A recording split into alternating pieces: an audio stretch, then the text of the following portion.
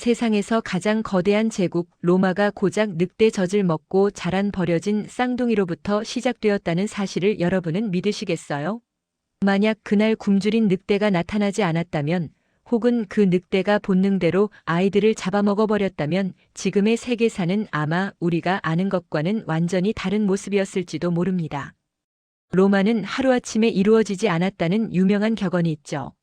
하지만 그 위대한 제국의 첫 삽은 정말로 한순간의 기적과 피비린내 나는 형제의 잔혹한 비극에서 비롯되었답니다. 기원전 753년 4월 21일 이탈리아 중부 테베레 강가에서 도대체 무슨 일이 벌어졌던 걸까요?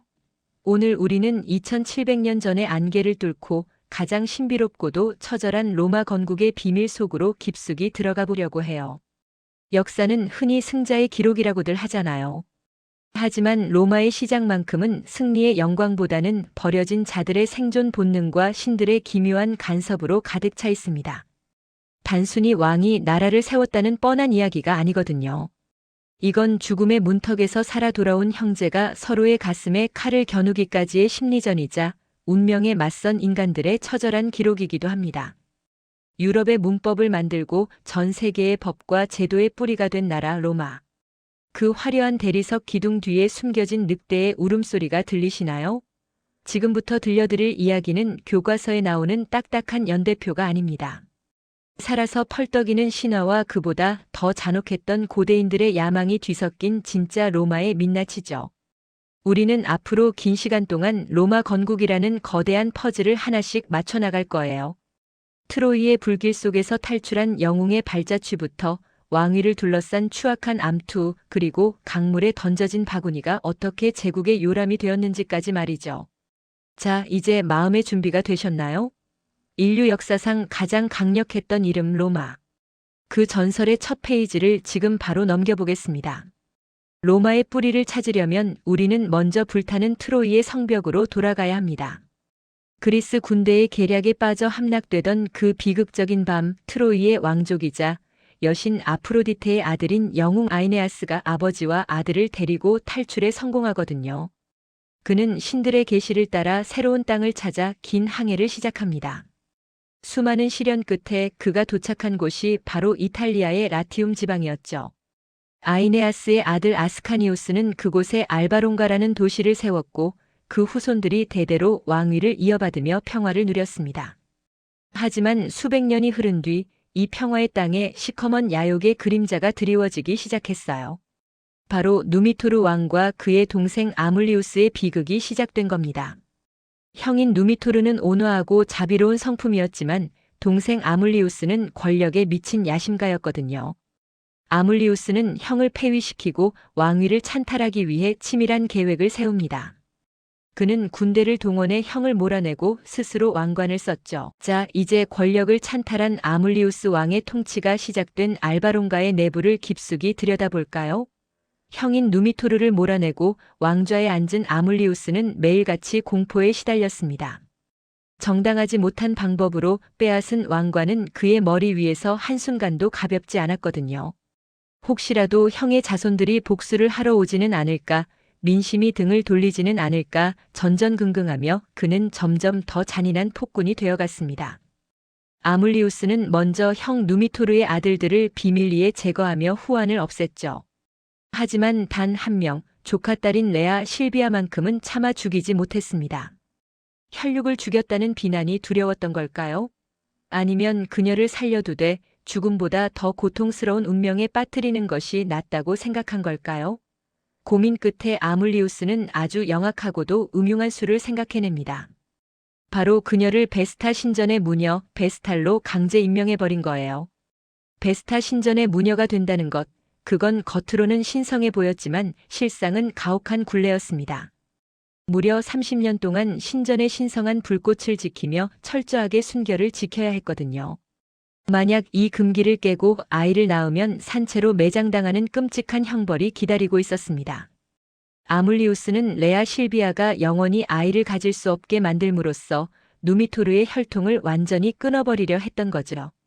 참으로 치밀하고도 잔인한 계산이었잖아요.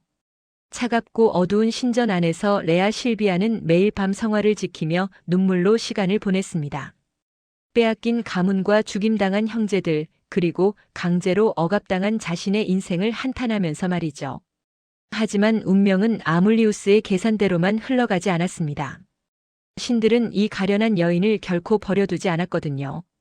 어느 날 신전 근처의 숲에서 잠시 휴식을 취하던 레아 실비아에게 기묘한 기운이 휘몰아칩니다. 갑자기 하늘이 어두워지고 대기가 진동하더니 눈부신 광채와 함께 전쟁의 신 마르스가 지상으로 내려온 거예요.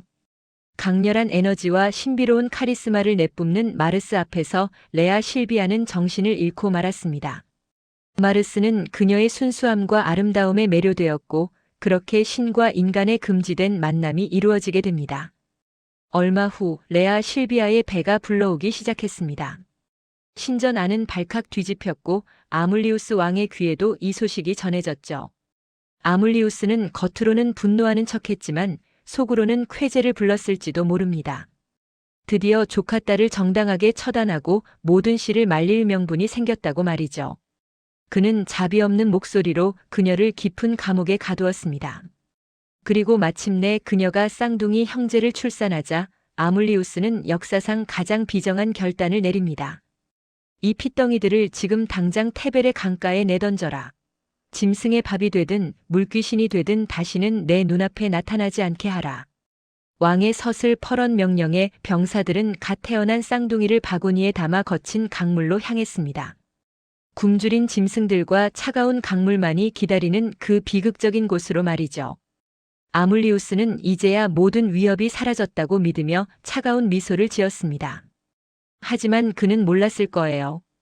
그가 던져버린 그 작은 바구니가 훗날 자신의 왕국을 무너뜨리고 전 세계를 지배할 제국의 요람이 될 줄은 말입니다. 차가운 새벽 안개가 자욱하게 내려앉은 테벨의 강가.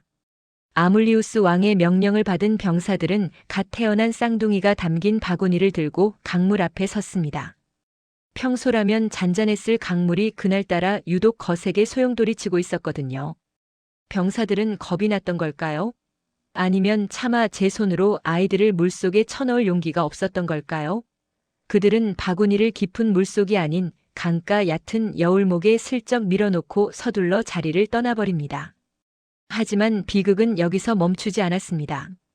갑자기 강물이 불어나기 시작하더니 가녀린 바구니를 삼킬 듯이 몰아치기 시작했거든요. 이제 정말 끝이구나 싶은 그 찰나 기적 같은 일이 벌어집니다. 바구니가 강가에 자라난 무화과 나무 뿌리에 탁 걸리면서 물살을 견뎌낸 거예요.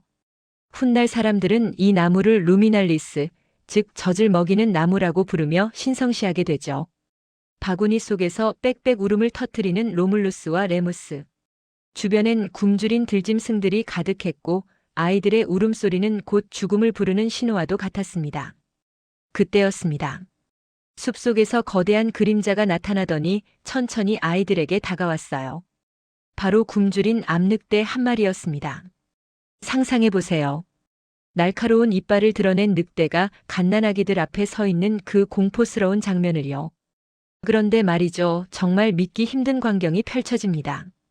이 암늑대는 아이들을 잡아먹기는커녕 마치 자신의 새끼를 돌보듯 정성스럽게 하차주기 시작했거든요. 심지어 강가 바위 위에 누워 아이들에게 자신의 젖을 물리기까지 했습니다. 동물학적으로 보면 도저히 설명할 수 없는 일이죠. 하지만 로마인들은 믿었습니다. 전쟁의 신 마르스가 자신의 아들들을 지키기 위해 영리하고 강인한 늑대를 보낸 것이라고 말이에요. 늑대뿐만이 아니었습니다. 딱따구리 한 마리도 날아와 아이들에게 먹을 것을 물어다 주며 신들의 보호 아래 있다는 것을 증명했거든요. 늑대의 젖을 먹으며 죽음의 문턱에서 살아 돌아온 쌍둥이. 그들은 그렇게 인간의 따뜻한 품이 아닌 야생의 거친 숨결 속에서 제국의 본능을 키워가고 있었습니다. 아물리우스 왕은 아이들이 죽었을 거라 확신하며 연회를 즐기고 있었겠지만 테벨의 강가에서는 전 세계를 호령할 무시무시한 야수들이 무럭무럭 자라나고 있었던 거죠. 자, 그런데 이 아이들이 평생 숲속에서 짐승으로 살 수는 없잖아요. 신들은 이제 이들을 인간의 세상으로 다시 돌려보낼 준비를 합니다. 그 연결고리가 된 건 평범하고 선량한 한목동이었는데요. 과연 그는 이 기이한 광경을 보고 어떤 선택을 했을까요? 늑대의 젖을 먹으며 죽음의 문턱에서 살아 돌아온 쌍둥이. 그 기이하고도 신비로운 광경을 가장 먼저 목격한 인간이 있었습니다. 바로 알바론가의 왕실 가축을 돌보던 성실한 목동 파우스툴루스였죠. 평소처럼 숲을 살피던 그는 강가에서 늑대가 아기들을 돌보는 말도 안 되는 장면을 보고 얼어붙고 말았습니다. 하지만 그는 공포보다 자비심이 앞섰던 모양이에요. 늑대가 자리를 비운 사이 그는 조심스럽게 아이들을 거두어 자신의 집으로 데려갔습니다. 파우스툴루스와 그의 아내 라렌티아는 이 아이들을 친자식처럼 정성껏 키웠습니다. 늑대의 젖을 먹고 자란 덕분일까요? 로물루스와 레무스는 또래 아이들보다 훨씬 건장하고 영리하게 자라났습니다. 특히 야생의 감각이 살아있었거든요. 남들이 보지 못하는 것을 보고 남들이 듣지 못하는 숲의 소리를 들으면서 말이죠. 시간이 흘러 늠름한 청년이 된 형제는 목동들 사이에서 자연스럽게 리더가 되었습니다. 하지만 이들은 단순히 양을 치는 삶에 만족하지 않았어요. 숲을 어지럽히는 도적대를 소탕하거나 부당하게 재산을 뺏긴 가난한 이웃들을 돕는 데 앞장섰거든요. 마치 제국의 본능이 몸부림치듯 이들은 이미 숲속의 작은 왕국을 다스리는 전사들이 되어가고 있었던 겁니다. 그런데 이 평화롭고도 거친 삶의 균열이 가기 시작합니다. 바로 알바론가의 권력자들과 부딪히게 된 거예요. 로물루스와 레무스가 도적들에게서 빼앗은 전리품을 사람들에게 나눠주자 이에 앙심을 품은 무리가 함정을 판 거죠. 그 과정에서 동생 레무스가 포로로 잡혀 알바론가로 압송되고 맙니다. 포박된 채 끌려간 레무스. 그리고 그 앞에 나타난 이는 놀랍게도 왕위를 뺏기고 몰락한 노인, 바로 그들의 친할아버지인 누미토르였습니다. 누미토르는 당당한 체격과 강렬한 눈빛을 가진 레무스를 보고 직감적으로 느꼈습니다. 이 아이는 평범한 목동이 아니다. 그는 떨리는 목소리로 레무스에게 태어난 곳과 부모에 대해 묻기 시작했죠. 같은 시각 형 로물루스 역시 결단을 내립니다. 파우스툴루스로부터 자신들의 출생에 얽힌 충격적인 진실과 테벨의 강가에서의 기적을 듣게 된 거거든요. 나는 왕의 핏줄이자 신의 아들이었다. 로물루스의 눈에는 난생 처음 보는 차가운 분노와 뜨거운 야망이 동시에 서렸습니다. 이제 숲의 전사들은 양치기에 지팡이를 던져버리고 칼을 잡았습니다. 동생을 구하기 위해 그리고 빼앗긴 가문의 영광을 되찾기 위해 말이죠. 알바론가를 향해 진군하는 로물루스의 등 뒤로 수많은 목동과 추종자들이 따르기 시작했습니다. 드디어 피해 복수가 시작되려는 찰나입니다. 자, 평생을 숨어 살았던 진실이 세상 밖으로 터져나오기 직전입니다. 과연 형제는 폭군 아물리우스를 처단하고 할아버지의 왕좌를 되찾을 수 있을까요? 제국의 첫 번째 불꽃이 튀기 시작한 알바론가 궁전으로 함께 가보시죠. 이제 알바론가 궁전은 폭풍 전야의 긴장감에 휩싸였습니다.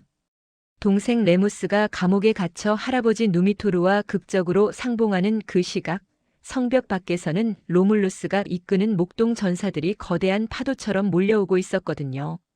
평생을 목동으로 살았던 이들이었지만 그들의 손에는 이제 양치기 지팡이 대신 날카로운 칼과 창이 들려 있었습니다. 아물리우스 왕은 뒤늦게 사태의 심각성을 깨달았습니다. 자신이 강물에 던졌던 그 핏덩이들이 살아 돌아와 성문을 두드리고 있다는 사실에 경악을 금치 못했죠. 말도 안 돼. 분명 죽었어야 할 놈들이 어떻게. 그가 비명을 지르며 군대를 소집하려 했지만 이미 민심은 그를 떠난 지 오래였습니다. 오랫동안 그의 폭정에 신음하던 알바론가의 시민들조차 성문을 열고 로물루스의 군대를 환영했거든요. 궁전 안은 순식간에 아수라장이 되었습니다. 로물루스는 거침없이 옥좌를 향해 진격했습니다. 앞을 가로막는 근위병들을 야수 같은 힘으로 몰아냈죠. 그 기세가 얼마나 대단했는지 마치 전쟁의 신 마르스가 지상에 내려와 분노를 쏟아내는 듯한 착각이 들 정도였다고 해요. 드디어 로물루스가 옥좌가 있는 대강당의 문을 거세게 걷어찼습니다. 그곳에는 겁에 질려 벌덜 떨고 있는 아물리우스와 마침내 감옥을 뚫고 나온 레무스, 그리고 눈물을 흘리며 서 있는 할아버지 누미토르가 있었습니다. 로물루스와 레무스는 서로의 눈빛만으로도 충분했습니다. 형제는 함께 검을 높이 들어 올렸고 그 칼날은 비겁한 찬탈자 아물리우스의 심장을 정확히 겨냥했습니다. 이것은 내 어머니 레아 실비아의 눈물이며 우리 형제의 뺏긴 세월의 대가다. 로물루스의 호령과 함께 아물리우스의 추악한 통치는 마침표를 찍었습니다. 폭군이 쓰러지자 궁전에는 잠시 정적이 흘렀습니다. 하지만 곧이어 누미토르를 연호하는 함성 소리가 알바론가 전체에 울려 퍼졌죠. 형제는 할아버지 누미토르의 머리에 다시 왕관을 씌워주며 그를 정당한 왕으로 복위시켰습니다. 빼앗긴 가문의 영광을 되찾고 부모님의 원수를 갚은 이 찬란한 순간. 보통 사람이라면 여기서 만족하고 평생 알바론가의 왕자로 편안하게 살았을지도 모릅니다. 하지만 로물루스와 레무스의 심장에는 늑대의 피가 흐르고 있었다는 걸 잊으시면 안 돼요. 그들에게 알바론가는 너무나 좁고 익숙한 곳이었습니다. 할아버지의 축복을 뒤로하고 형제는 다시금 자신들이 자랐던 고향 테벨의 강가로 눈을 돌립니다. 우리가 태어나고 자란 그곳에 세상에 없던 새로운 도시를 세우자. 이 야심찬 결심이 훗날 세상을 지배할 로마의 시작이 될 줄은 누구도 몰랐을 겁니다. 하지만 새로운 도시를 세우겠다는 이 거창한 꿈 뒤에는 형제의 우애를 갈라놓을 무시무시한 균열이 기다리고 있었습니다. 과연 하나의 하늘 아래 두 개의 태양이 뜰 수 있을까요? 다음 장에서 그 비극적인 전조를 확인해 보시죠. 알바론가의 영웅으로 남을 수도 있었던 로물루스와 레무스. 하지만 그들은 안락한 왕궁 대신 자신들을 길러준 야생의 땅, 테벨의 강가로 돌아왔습니다. 우리를 살려준 이 땅에 세상에서 가장 위대한 도시를 세우자. 형제의 포부는 당당했고 그들을 따르는 수많은 목동과 추종자들의 기대 또한 하늘을 찔렀죠. 하지만 막상 도시의 첫 삽을 뜨려 하자 예상치 못한 거대한 벽에 부딪히게 됩니다. 그건 바로 어디에 도시를 세울 것인가라는 아주 근본적인 문제였어요. 형 로물루스는 자신들이 늑대에게 발견되었던 상징적인 장소, 팔라티누스 언덕을 고집했습니다. 반면 동생 레무스는 지형적으로 더 유리하고 방어에 적합해 보이는 아벤티누스 언덕이 최고의 명당이라고 주장했거든요. 여러분, 한번 상상해 보세요. 지금까지 생사를 함께하며 폭군을 무너뜨렸던 형제가 고작 언덕 하나를 두고 서로 얼굴을 붉히는 장면을요. 늑대의 피를 이어받은 이들의 고집은 결코 꺾이지 않았습니다. 타협점을 찾지 못한 형제는 결국 고대인들이 가장 신뢰했던 방법, 즉 신의 계시를 받기로 결심합니다. 각자 자신이 선택한 언덕 위에 올라가 하늘에 흐르는 신의 뜻을 기다리기로 한 거죠. 먼저 신호를 보낸 건 동생 레무스의 하늘이었습니다. 레무스가 아벤티누스 언덕에 서서 숨을 죽이고 있을 때 갑자기 구름 사이로 거대한 독수리 6마리가 위험있게 날아오른 거예요. 보라. 신들께서 내가 선택한 이 언덕을 축복하고 계신다. 레무스의 지지자들은 환호성을 질렀고 레무스는 승리를 확신하며 형을 내려다봤습니다. 하지만 그 기쁨은 오래가지 않았습니다. 잠시 후 팔라티누스 언덕 위에 있던 로물루스가 더 큰 함성을 내뱉었거든요. 그의 머리 위로 무려 12마리의 독수리가 떼를 지어 나타난 겁니다. 6마리가 먼저 온 것이 중요한가 아니면 신들이 보낸 12마리의 전령이 이곳을 가리키는 것이 중요한가? 로물루스는 기세등등하게 외쳤습니다. 자, 이제 상황이 아주 복잡해졌죠? 레무스는 시간적 우선순위를 주장했고 로물루스는 수적 우위를 내세웠습니다. 형제의 갈등은 이제 단순한 의견 차이를 넘어 누구의 권위가 더 높은가 하는 자존심 싸움으로 번졌어요. 어제의 동지가 오늘의 적이 되는 건 순식간이더라고요. 형제를 지켜보는 추종자들도 두 패로 나뉘어 험악한 분위기를 조성했습니다. 한쪽 언덕에서는 레무스 왕을 외치고 다른 쪽에서는 로물루스 왕을 연호하며 칼집에 손을 올리기 시작했거든요. 늑대 젖을 먹고 자란 형제의 거친 본능이 서로를 향해 이빨을 드러내기 시작한 겁니다.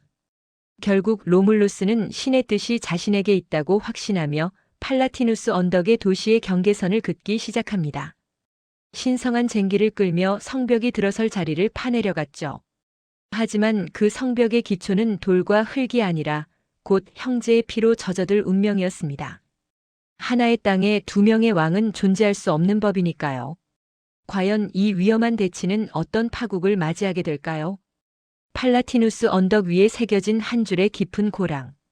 그것은 단순한 흙길이 아니라 신성한 의식을 통해 정해진 새로운 도시 로마의 성벽이 될 경계선이었습니다. 로물루스는 엄숙한 표정으로 쟁기를 끌며 선언했죠.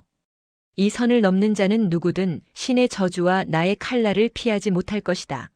하지만 이 서슬퍼런 경고를 비웃기라도 하듯 언덕 아래에서 한 남자가 비틀거리며 다가오고 있었습니다. 바로 동생 레무스였죠. 자신이 선택한 아벤티누스 언덕이 거부당했다는 상실감 때문이었을까요? 아니면 형의 독단적인 태도에 대한 반항심이었을까요? 레무스는 비아냥거리는 말투로 로물루스를 자극하기 시작했습니다. 고작 이까짓 흙더미가 성벽이라고. 이런 건 동네 아이들도 가뿐히 뛰어넘겠는걸. 말이 끝나기가 무섭게 레무스는 로물루스가 그어놓은 신성한 경계선을 훌쩍 뛰어넘어 버립니다. 순간 정적이 흘렀습니다. 주변에서 지켜보던 목동들의 숨소리조차 들리지 않을 만큼 차가운 공기가 감돌았죠. 로물루스의 눈동자가 분노로 뒤덮였습니다. 늑대의 피가 끓어오르고 전쟁의 신 마르스의 아들이라는 야성이 이성을 마비시켜버린 거예요. 나의 성벽을 모욕하는 자는 형제라도 용서치 않겠다. 로물루스의 외침과 함께 번뜩이는 칼날이 허공을 가르고 말았습니다. 레무스의 몸이 천천히 바닥으로 쓰러졌습니다. 방금까지 형과 다투던 그 뜨거운 숨결이 차가운 대지 위로 흩어지기 시작했죠. 붉은 피가 로물루스가 파놓은 성벽의 기초를 적셨습니다. 붉은 성벽.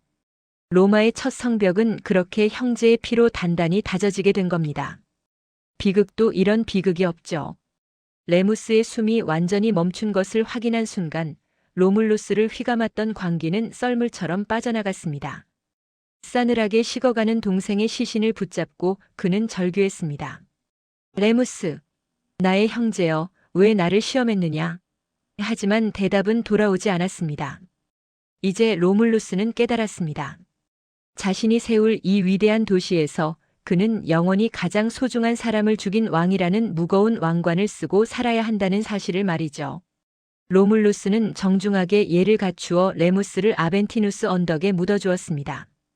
장례를 마친 그의 눈빛은 이전과는 완전히 달라져 있었어요.